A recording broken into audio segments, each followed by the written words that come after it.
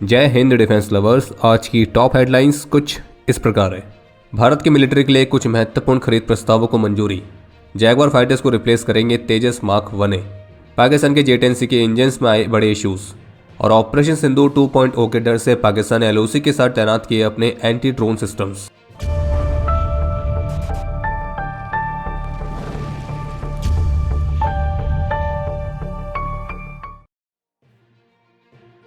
Latest media reports के मुताबिक DAC की मीटिंग में भारतीय रक्षा मंत्रालय भारत के स्वदेशी Astra mark 2 air to air missiles का डेवलपमेंट और एक बड़ी संख्या में इनकी खरीद तो इस वाले प्रस्ताव को अप्रूव करने के साथ साथ कुछ स्पेसिफिक नंबर्स में meteor air to air missiles की खरीद प्रस्ताव को भी क्लियरेंस दे सकती है। इसके अलावा Indian army 200 T-90 main battle tanks के स्वदेशी ओवरहॉल के प्रस्ताव को भी पेश कर रही है और ये जो ओवरहॉलिंग की प्रोसेस है इसे डिफेंस पब्लिक सेक्टर यूनिट के माध्यम से किया जाएगा। इसके अलावा DAC की मीटिंग में इजराइल से एक अच्छी खासी क्वांटिटी में spice 1000 air to ground missiles की खरीद और 6 मिड एयर रिफ्यूलर एयरक्राफ्ट को खरीदने वाला जो प्रस्ताव है तो उसको भी डिस्कस किए जाने की उम्मीद है। और इसके अलावा जो भारत है वो इस मीटिंग में अमेरिका से 2 और सी गार्डियन MQ-9B हेल UAVs को लीज पर लेने के प्रस्ताव को भी डिस्कस कर सकता है और इनका जो लीजिंग पीरियड है वो 3 वर्षों का रहेगा। बाकी भारत ने जो ऑलरेडी 31 MQ-9B ड्रोन्स के लिए डील साइन करी है तो उनकी डिलीवरी 2028 के बाद से होनी शुरू होगी।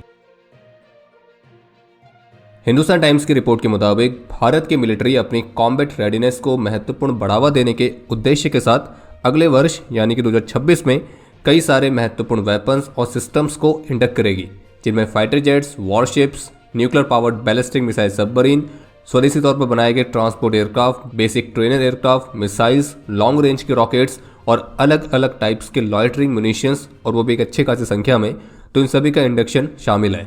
और जो महत्वपूर्ण प्लेटफॉर्म से इंडियन आर्म फोर्सेस की सर्विस में इंडक्ट होते हुए दिखेंगे तो उनमें शामिल है LCA Tejas mark 1A, nuclear powered ballistic missile submarine INS Aridhaman, कुछ प्रोजेक्ट 17A की स्टेल्थ फ्रिगेट्स, भारत में बनाया गया C-295 ट्रांसपोर्ट एयरक्राफ्ट, आकाश NG मिसाइल सिस्टम और ड्रोन्स। इसके अलावा एक अपडेट यह है कि द वॉल स्ट्रीट जर्नल की तरफ से एक रिपोर्ट जारी की गई है और जिसमें यह बताया गया कि 2020 में जब भारत का चीन के साथ स्टैंड ऑफ हुआ था पूर्वी लद्दाख में, तो उसके बाद से भारत ने LAC पर कितने महत्वपूर्ण तरीके से अपने इंफ्रास्ट्रक्चर को अपग्रेड किया है, चाहे वो रोड्स हो, टनल्स हो, एयर स्ट्रिप्स हो या फिर बेसेस हो। और इस अपग्रेड के साथ भारत का जो टारगेट है वो केवल चीन के इंफ्रास्ट्रक्चर को मैच करना नहीं है, बल्कि एक बहुत लंबे समय से आ रही हमारी कमजोरी को सही करना भी है। और इसी में जो भारत की कुछ महत्वपूर्ण परियोजनाओं को मेंशन किया गया है तो उसमें से एक है जोजिला पास पर एक बहुत बड़ी टनल जो कि एयर राउंड एक्सेस प्रोवाइड करती है। बाकी बॉर्डर के पास नई रोड्स, नए मिलिट्री एयर बेसेस, तो ये कुछ और महत्वपूर्ण परियोजनाएं हैं। और इन सभी परियोजनाओं के साथ भारत का उद्देश्य बिल्कुल स्पष्ट है कि अगर कभी भविष्य में सीमा पर फिर से चीन के साथ कोई तनाव बढ़ता है, कोई कॉन्फ्लिक्ट होता है, तो ऐसी स्थिति में हमारे पास एक पर्याप्त इंफ्रास्ट्रक्चर मौजूद रहे उसका मुकाबला करने के लिए। तो जैसे कि पेंटागन की लेटेस्ट रिपोर्ट में इस बात का खुलासा हुआ था कि चीन ने पाकिस्तान को टोटल 36 J-10C फाइटर्स डिलीवर किए हैं, जो कि एक तरह से भारतीय वायुसेना के रफाल के काउंटर के तौर पर पाकिस्तान को दिए गए थे और उसको मार्केट भी एक तरह से रफाल किलर के तौर पर ही किया जा रहा है। और ऑपरेशन सिंदूर के दौरान और उसके बाद भी J-10C को लेकर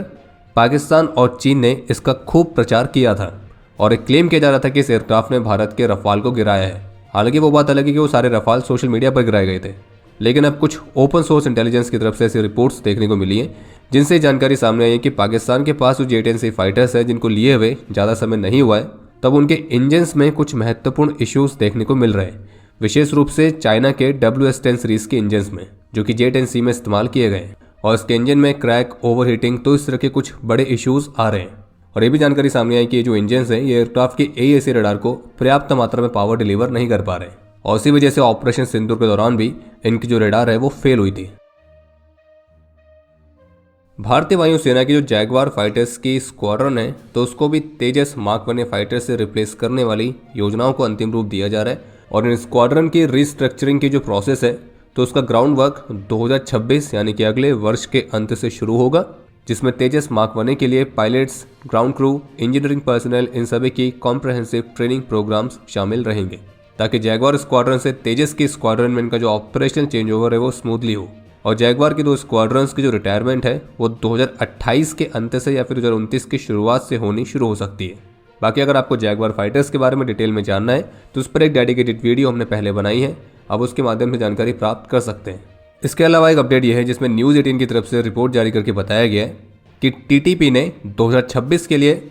अपने नए ऑर्गेनाइजेशनल स्ट्रक्चर की अनाउंसमेंट करी है और इसी के तहत टीटीपी की योजना में एक एयरफोर्स यूनिट को स्थापित करना भी शामिल है। तो कहने का मतलब यह है कि पाकिस्तान के नंबर 1 मिलिट्री के इंफ्रास्ट्रक्चर्स को जो टीटीपी है तो उन पर अभी तक जमीन से ही हमले किए जा रहे थे, लेकिन अगर टीटीपी एक एयरफोर्स यूनिट को स्थापित करती है तो फिर आसमान से भी पाकिस्तान के इंफ्रास्ट्रक्चर्स पर कृपा बरसने वाली है। बाकी आपको बता दें कि टीटीपी है जिसे पाकिस्तान में फितना अल ख्वारिज भी कहा जाता है, तो ये पाकिस्तान में प्रतिबंधित संगठन है और पाकिस्तान आरोप लगाता है कि जो टीटीपी है वो अफगानिस्तान की ज़मीन से ऑपरेट कर रहा है, जबकि अफगान तालिबान गवर्नमेंट का क्लियरली कहना है कि ऐसा नहीं है। और वर्तमान समय में टीटीपी पाकिस्तान के सबसे सीरियस इंटरनल सिक्योरिटी थ्रेट्स में से एक है। और इंटरेस्टिंग बात यह कि टीटीपी को बनाने वाला भी पाकिस्तानी है, जिसे पाकिस्तान ने बनाया था विशेष रूप से भारत के खिलाफ इस्तेमाल करने के लिए, लेकिन वो जो प्लान है वो बैकफायर कर गया। यूएस प्रेसिडेंट की तरफ से कंफर्म किया गया कि उनके ऑर्डर्स पर नॉर्थ वेस्ट नाइजीरिया में आईसिस आतंकियों के खिलाफ अमेरिका ने एक पावरफुल और डेडली स्ट्राइक को अंजाम दिया है। और जबकि नाइजीरिया की तरफ से ऑफिशियली कंफर्म किया गया है कि एक काउंटर टेरर ऑपरेशंस के हिस्से के तौर पर नाइजीरिया और यूएस का एक जॉइंट कॉपरेशन और इंटेलिजेंस कोलैबोरेशन था, जिसमें नाइजीरिया के नॉर्थ वेस्ट रीजन में प्रिसाइसली एयर स्ट्राइक करके आतंकी टारगेट्स को तबाह किया गया है। इसके अलावा इंडिया टुडे की तरफ से एक रिपोर्ट जारी की गई है जिसमें बताया गया है कि भारत के ऑपरेशन सिंदूर 2.0 के डर से पाकिस्तान ने एलओसी के साथ करीब 30 डेडिकेटेड एंटी ड्रोन यूनिट्स को डिप्लॉय किया है और रावलकोट, कोटली और भिम्बर सेक्टर्स के अपोजिट में इन काउंटर अनमैन्ड एरियल सिस्टम्स को इंस्टॉल किया गया है। और इसके अलावा जो पाकिस्तान है वो टर्की और चीन के साथ लगातार नए ड्रोन्स और एयर डिफेंस सिस्टम्स की खरीद के लिए बातचीत में है। इसके अलावा एक इंटरेस्टिंग सा अपडेट यह है कि नेशनल सिक्योरिटी आर्काइव की तरफ से करीब 2 दशक पहले हुए रशियन राष्ट्रपति व्लादिमीर पुतिन और उनके तत्कालीन यूएस काउंटरपार्ट जॉर्ज बुश की एक प्राइवेट टॉक्स की ट्रांसक्रिप्ट रिलीज की गई है और जिसमें रशियन प्रेसिडेंट ने अपने यूएस काउंटरपार्ट के साथ बातचीत में पाकिस्तान को न्यूक्लियर वेपन्स के साथ एक जुंटा के तौर पर डिस्क्राइब किया है, यानी कि न्यूक्लियर वेपन्स के साथ एक तरह से मिलिट्री रूलर्स वाला देश। और क्वेश्चन भी किया है कि वेस्ट ने पाकिस्तान पर इसके लिए प्रेशर क्यों नहीं डाला, क्योंकि पाकिस्तान कोई डेमोक्रेसी नहीं है और उसके पास न्यूक्लियर वेपन रिस्की हो सकता है। और उस समय दोनों ही लीडर्स ने इस पर अपना कंसर्न दिखाया था, विशेष रूप से जब पाकिस्तान का न्यूक्लियर नेटवर्क अन्य कंट्रीज के प्रोग्राम के साथ भी लिंक हुआ पाया गया था। और उस समय यूएस प्रेसिडेंट जॉर्ज बुश ने इस बात को एग्री किया था कि पाकिस्तान की जो न्यूक्लियर एक्टिविटीज़ हैं वो अमेरिका को भी नर्वस करती है, यानी कि रशिया और अमेरिका दोनों के ही लीडर्स इस बात को लेकर चिंतित थे कि पाकिस्तान की जो मिलिट्री गवर्नमेंट है वो न्यूक्लियर वेपन्स को होल्ड कर रही है, जो कि खतरनाक साबित हो सकता है और जो दुनिया है वो इस खतरे पर पर्याप्त ध्यान नहीं दे रही है। ये भी सामने आया कि 29 सितंबर 2005 में ओवल ऑफिस मीटिंग के दौरान रशियन प्रेसिडेंट पुतिन ने अपने यूएस काउंटरपार्ट जॉर्ज बुश को बताया था कि जो ईरानियन सेंट्रीफ्यूजेस में यूरेनियम पाया गया था वो पाकिस्तानी ओरिजिन का था और यूएस प्रेसिडेंट ने तुरंत उस पर एग्री करके अपनी चिंता जताई थी और उसे एक तरह का उल्लंघन भी कहा था। और इंटरेस्टिंग बात तो यह है कि 9/11 के बाद से कहने को तो पाकिस्तान अमेरिका का एक औपचारिक रूप से एलाय था, लेकिन ये जो कन्वर्सेशन रिलीज हुई है तो ये दिखाती है कि बंद दरवाजों के पीछे अमेरिका और रशिया दोनों ही पाकिस्तान के न्यूक्लियर प्रोग्राम को लेकर चिंतित रहते हैं और पाकिस्तान के न्यूक्लियर प्रोग्राम को किसी आइसोलेटेड प्रॉब्लम की तरह नहीं बल्कि एक तरह से इनस्टेबिलिटी वाले पैटर्न की तरह देखा जाता है, जिसके कंट्रोल्स काफ़ी वीक हैं, डिसीजन मेकिंग में कोई भी ट्रांसपेरेंसी नहीं है और इसके लीक होने का पोटेंशियल सबसे ज़्यादा है। और ये डी क्लासिफाइड टॉक्स ये भी दिखाती हैं कि किस तरह से ग्लोबल पावर्स हमेशा से ही पाकिस्तान के न्यूक्लियर प्रोग्राम को लेकर चिंतित रही हैं, चाहे वो सामने कुछ भी बोलें, लेकिन बैकग्राउंड में कुछ और ही चल रहा है। और 20 वर्ष बीत जाने के बाद भी अमेरिका और रशिया पाकिस्तान के मिलिट्री रूलर्स पर पूरी तरह से विश्वास नहीं करते।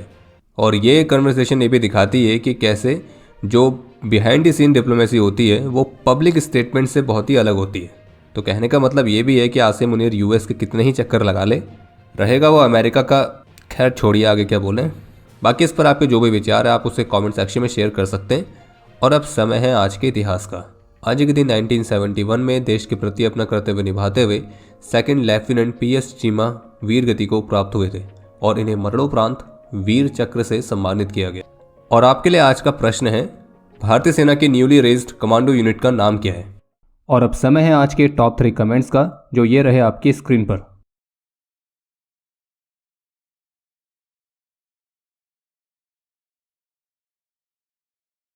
उम्मीद है आपको आज का एपिसोड पसंद आया होगा। पसंद आया तो वीडियो को लाइक करना ना भूलें। आपके कोई भी सुझाव या सवाल हो तो उसके लिए कमेंट सेक्शन ओपन है। और अगर आप डिफेंस रिलेटेड और भी एक्सक्लूसिव कंटेंट में दिलचस्पी रखते हैं तो आज ही प्ले स्टोर से डिफेंस स्क्वाड की सुपर ऐप को डाउनलोड करना ना भूलें। और अगर आप चैनल पर पहली बार आए हैं तो squadron.in पे जाके हमारे नए डिज़ाइंस को भी चेकआउट जरूर करें। बाकी जल्द मिलेंगे नए एपिसोड के साथ, तब तक के लिए जय हिंद, जय भारत।